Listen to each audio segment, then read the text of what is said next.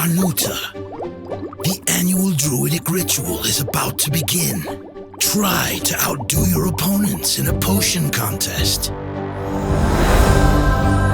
Carnuta is a set collection game for 2 to 4 players, ages 10 and up.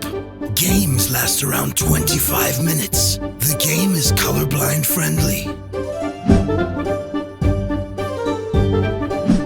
Setup has 2 phases. First player boards, then the center of the table. Each player takes a druid board and counter. Slide the counter on the board, set to level 1. Then place 4 runes on the spaces of your board. 2 on the sun side, 2 on the moon side. Take 2 locks and place 1 on each empty space. Add 2 scythe tokens to your board. Shuffle the 8 starting cards. They have a different back than the other cards. Give 1 to each player who places it in front of them. Finally, choose a player to receive the ancestor token. They will be the ancestor for the entire game. In the center of the table, separate the ingredient cards into 2 decks, day and night, referring to the back of the cards. The back shows which ingredients belong to each deck. Shuffle them separately and make 2 decks face down. Reveal the top 4 cards of each deck and place them in a row, face up. Leave space for a discard pile. Then make a reserve of runes, according to the number of players. Place the 8 bonus ingredient tokens nearby. Now you're ready to start a game of Carnuta.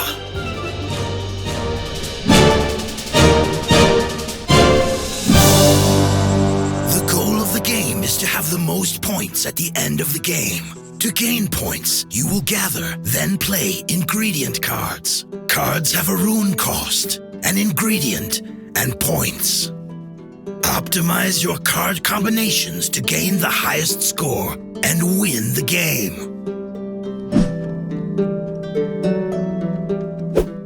A game of Carnuta plays over a series of turns, starting with the ancestor.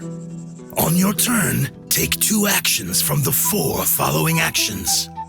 Take a card, play a card, take runes, flip runes. Your actions may be the same or different and taken in any order. Take a card from the 8 visible in the center of the table. Add it to your hand. You may have as many cards as you want during your turn. But keep in mind, you may only keep 3 cards at the end of your turn. Once you've taken your card, immediately replace it with the top card of the corresponding deck. Choose a card from your hand. Pay its cost with runes from your board. This symbol means you must flip a moon rune to its other side. And this symbol means that you must return a moon rune to the reserve without flipping it. Then place the card in front of you, making a column per ingredient. Stack them so that you always see the type of ingredient and points on the card. Finally, move your counter so it shows the number of cards in front of you. Certain spaces have bonuses. When you reach them, immediately activate their effect. For example, this bonus lets you remove a lock and free up a rune space, while this one lets you take a bonus ingredient token from those available in the center of the table. At the end of the game, it counts as 1 extra ingredient of the type shown. There are also special cards that follow unique rules when you play them. Double cards. They count as 2 ingredients. Salt cards are a wild ingredient. When you play a salt card, slide it under a card already in front of you. At the end of the game, it will count as an extra berry. Fill, as much as possible, empty spaces on your board with runes from the reserve. You may choose to take either sun runes or moon runes, but never both types at once.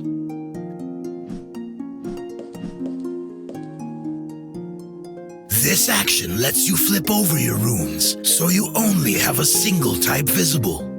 Either all moons or all suns.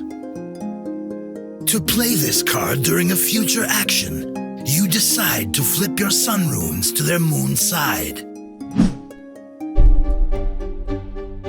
The end of the game is triggered as soon as one player plays their 11th card. Finish the current turn, then play one final turn. You may play more than 11 cards in front of you, even though your counter doesn't go higher than that. Use the score pad to count the points on your cards, scoring each ingredient. Let's walk through your score together. We'll start with clovers. This first card earns you 2 points per skull. You have 2, so you get 4 points. Unfortunately, the next card does not earn any points. Your clover cards earn you 4 points total. For honey, this card earns you 6 points for each set of 1 clover and 2 eggs. You only have 1 complete set, so you get 6 points. Looking at your skulls, this one earns you 5 points. The last skull earns you 1 point per clover and 1 point per honey.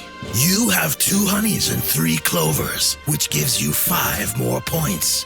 Your egg card scores 2 points per clover for a total of 6 points. For berries, this card earns 6 points for each set of 2 skulls and 1 butterfly. You have 1 set, so you earn 6 points.